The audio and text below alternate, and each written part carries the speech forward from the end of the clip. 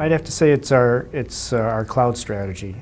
There's a lot of aspects to our cloud strategy, which is what makes it exciting. Our contracting strategy has to be different for cloud vendors. The architecture is obviously different for cloud applications, and we're also looking at the supporting organizations. You know, how we organize the people around supporting cloud.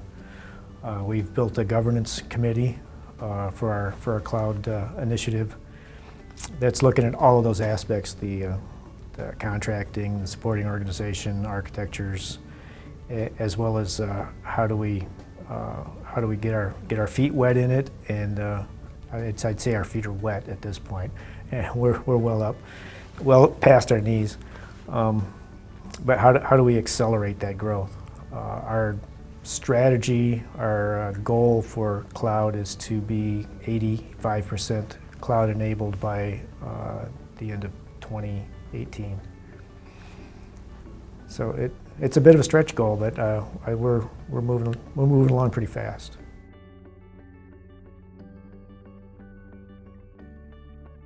I mentioned cloud. I'd say the other one that's a strong technology disruptor is mobility.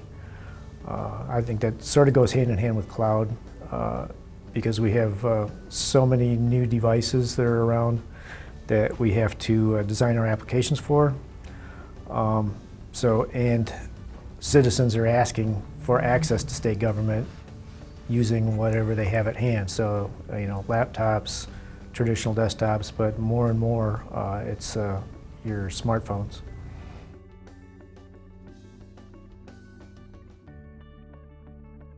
In Michigan, I'd say it's mostly been through contracting. We have a program where we open our state contracts to local governments. And in fact, in the last year, we've actually collaborated with some larger counties on contracts that the state could use that the county sponsored. So I'd say in contracting has been our biggest connection to our local governments right now.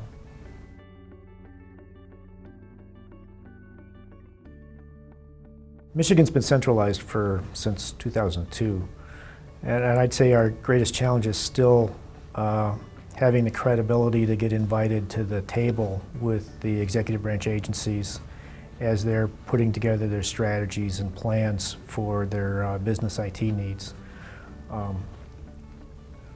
We need to be able to effectively budget and project what new technologies are coming down the road. So being able to work with the agencies on their strategic plans really helps us in that forward planning, especially in state governments. You know, most state governments are on either an annual or a biannual or 2-year budget cycle, so that we need to be looking ahead 2 to 5 years on new investments in technologies.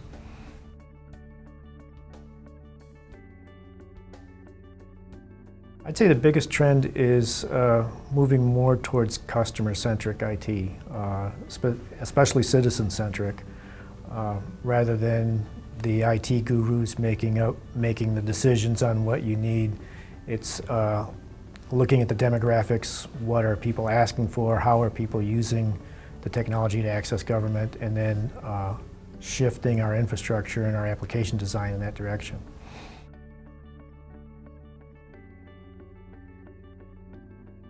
I see a lot more diversity in the devices and tools they want to use, and in the application development sector, in the app dev tools that they either grew up using or they're finding on their own. So I'd say it's definitely a larger diversity of tools, both software tools and devices.